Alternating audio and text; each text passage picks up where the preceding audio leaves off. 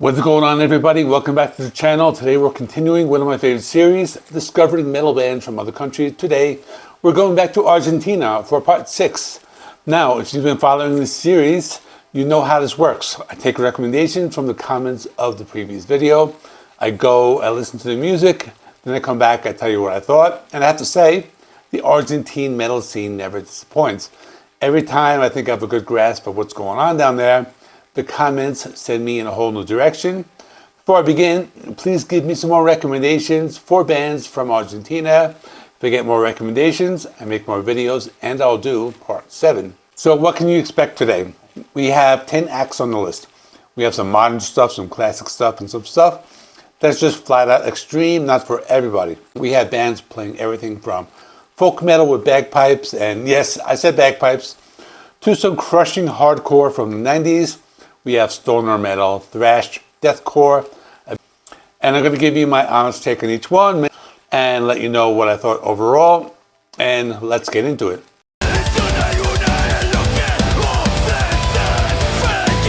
We're kicking things off with a band called Drama Season, and instead of a full album, these guys are kind of new, so they've only have singles. The ones I checked out were La Presa, El Culto, and Depredador, all released in 2023. They're from Buenos Aires. They play modern metal with metalcore elements. I have to say, thought it was very good. What I liked about this band is that they're able to use a lot of modern sounds. There are electronic elements in there, but they do not lose the heavy sound at all. The guitars sound brutal. The electronic elements add another layer on top of everything. And the vocals are a nice mix of hardcore style screaming and more traditional, clean vocals. That contrast works very well. This is an up-and-coming band. I think they have a lot of potential. If you like modern metalcore and that still has real weight and aggression, definitely check out the singles.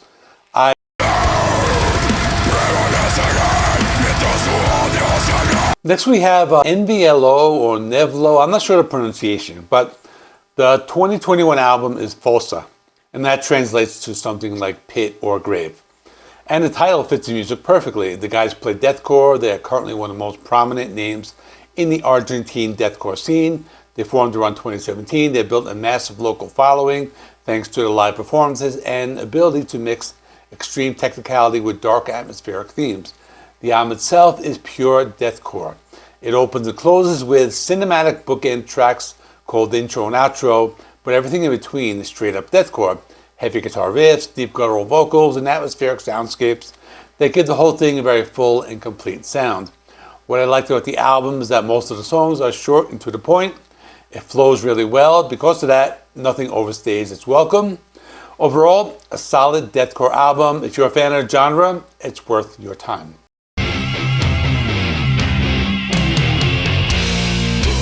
Now we shift gears, go back in time a little bit. Patan released Poder in 2013 on Icarus Music. The guys have been around since the mid-90s. They play traditional heavy metal. It's pure classic, no frills, heavy metal. When I listened to the album, I heard a lot of influences. Some songs reminded me of classic new wave of British heavy metal bands like Saxon, that kind of powerful, driving, no-nonsense metal. Other songs have more of a glam feel, reminded me of a band like Dokken. And then there are a few tracks that had a harder, more aggressive edge that brought me mind or made me think of later era Judas Priest. I thought it was a nice, well-rounded heavy metal album.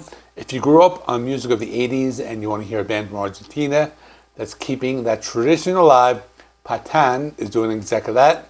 Check out Poder and see what you think.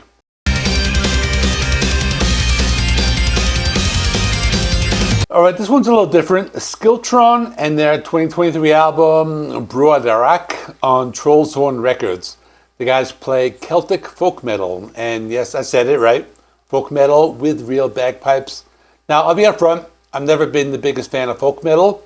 Sometimes bands in the genre go so far in the folk elements that they lose the metal entirely, but Skiltron is not one of those bands.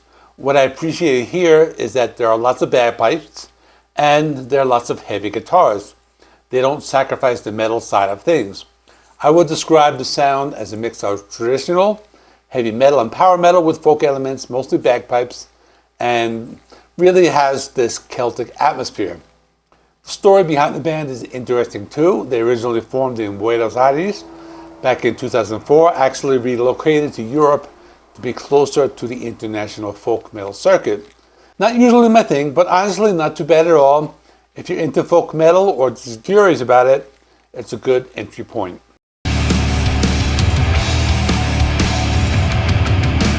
Now we get into some stoner metal territory. Banda De La Muerte and their 2012 album Pulso, mente, maldita, released on Zonda Records. The label means Pulse of a Damned Mind, by the way. And that's a really great album title. And the guys are key players in the South American stoner and sludge scene. They're frequently cited as one of the most consistent bands in the Buenos Aires heavy underground. Here's my honest take. Even though they are labeled stoner metal, I thought they leaned more towards heavy metal with strong stoner influences. Listening to them, I kept thinking of Alice in Chains, that kind of dark, heavy, guitar-driven sound. There were songs that leaned more into that traditional stoner vibe. The title track especially has more of that bass, lots of heavy, thick stoner tone. But overall, I would call them a heavy metal band with serious stoner influences. Either way, it's a good album. The riffs are heavy, the atmosphere is dark, and this is a band that clearly knows what they're doing. Well worth checking out.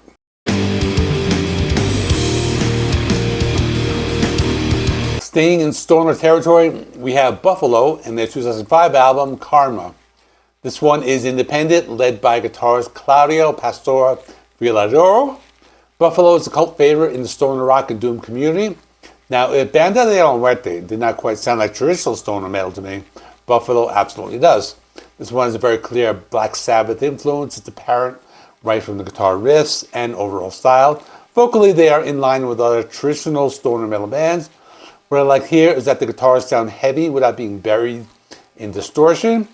Some stoner bands go so heavy on the fuzz that it becomes a wall of mud. Buffalo keeps it a little cleaner, and that actually makes the heaviness hit harder, if that makes any sense. Also, the music is not slow and plodding the way some doom-influenced music can be. Some of it is mid-paced, some of it picks up speed. That variety keeps the album interesting. Overall, another pretty good one. If you are a Sabbath fan or a stoner metal fan, Buffalo is worth your time.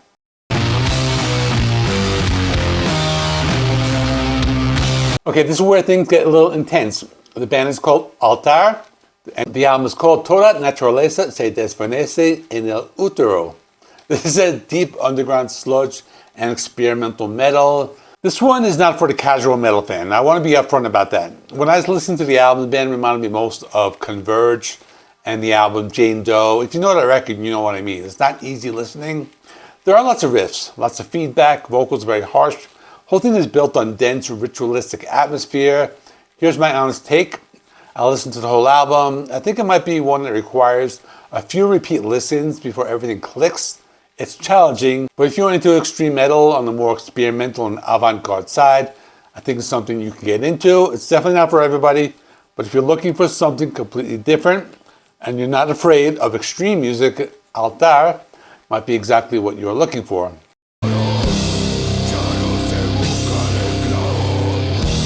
Next up is Desidia and their 2015 album Desidia de la Humanidad on Zan's Music. The guy played hardcore and crust punk, and the music is loaded with social and political criticism. The album was originally released in limited formats, including cassette, and that tells you everything you need to know about the DIY spirit behind the band. Like Altar, it's not easy listening. I found myself getting into it in the first few minutes. Sounds is kind of interesting because things slow down and they get almost psychedelic. Other times, they are just knocking you over with brutal, crushing guitar riffs. There are death and doom metal elements here, and also that raw, fast, hardcore energy. Songs like the ones on this album feel like they have something urgent to say, and the music matches that urgency perfectly. Overall, a little more experimental and challenging, but another pretty good one if you're willing to give it some time.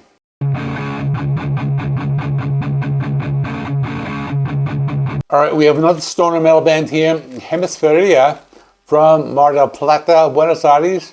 They formed in 2007, and the release I checked out was their EP, Satura. It's actually the only EP they have to their name. It's a short listen, but what is there is pretty cool. Big fat guitar riffs, lots of distortion.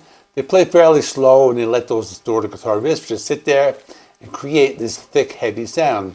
It's that classic stoner metal approach. Let the guitar riff do the work and not rush it. In short, there's not a lot to say, but what there is solid. If you're into stoner metal or doom influenced music, Hemisferia is worth a listen, even just for the EP. It's good stuff.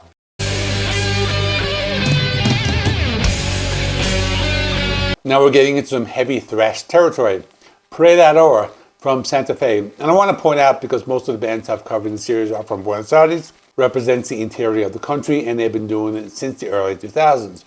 Their album, Devastación, came out in 2003 on American Line Productions. The guys play a mix of dark, evil-sounding heavy metal and thrash metal. Vocals are high-pitched, not quite the falsetto level of someone like King Diamond, but in that direction. That dark, theatrical, almost sinister vocal style. Guitar riffs move between traditional heavy metal and classic thrash. There were moments that reminded me of early Metallica, but what really stood out to me was the bass guitars used in the songs. There are moments where the bass is prominent in the mix, and it gives the music a lot of depth.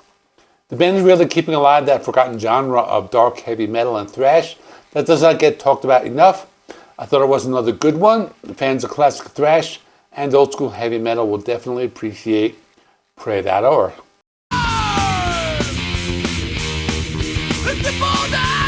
And we are wrapping up today with an absolute classic from the Buenos Aires hardcore scene, No de Muestra Interés, often shortened to NDI, and their 1996 album Días de Furia on Frostbite Records.